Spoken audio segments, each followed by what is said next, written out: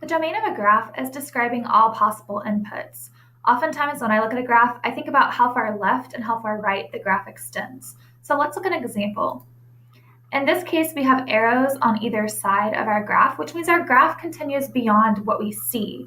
And so in that case, that means our inputs are pretty much every number. And so the way we would write that is from negative infinity to infinity. Make sure that you're not putting less than or equal to, because x approaches infinity, but it'll never actually reach it. And so that's why we use those less than symbols.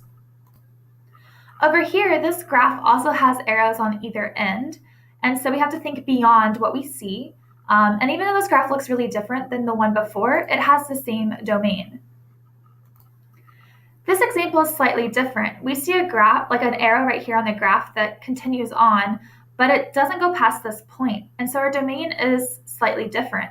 The inputs that we can have, our graph goes to -2, and we have a closed circle, which means that x can be -2. And so we put -2 as less than or equal to x is less than infinity.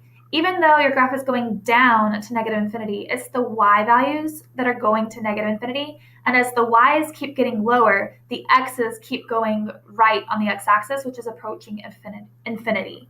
Note that if you had an open circles, you would make sure you have a less than symbol. The less than or equal to means that you can actually have that x value as an input. And so that's why there's a closed circle and this less than or equal to right here. For this graph, we don't have arrows on either end, and so we only have x values between -4 and 0, and they're both included because we have closed circles or dots, and so that is why the domain is from negative infinity to 0. Make sure that you remember to put x in between these two values because the domain is describing all the possible x values of your graph. Here we have a graph that has a context attached to it, and so we have the estimated manufacturing costs of manufacturing some items. And even though we don't see like closed points or arrows continuing on, we just need to think about the context. Would it make sense for your graph to go beyond the y-axis to the left? Well, if we did that, that means our x's would be negative. And in this case, the x is representing items manufactured. So it wouldn't really make sense. And it's not even possible to make less than 0 items. And so we know that our domain is going to be from 0 to some number. And it's possible to manufacture more than 65 items, even though we don't see it. So theoretically, we have an arrow right here.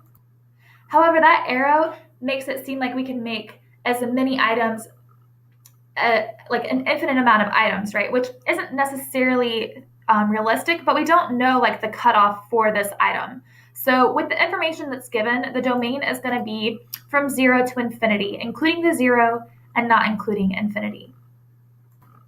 Make sure that when you're learning these key features, including domain, that you learn what the concept is and not just memorizing what domain is for quadratics, because it's important to be able to look at any type of graph and be able to describe the features of them.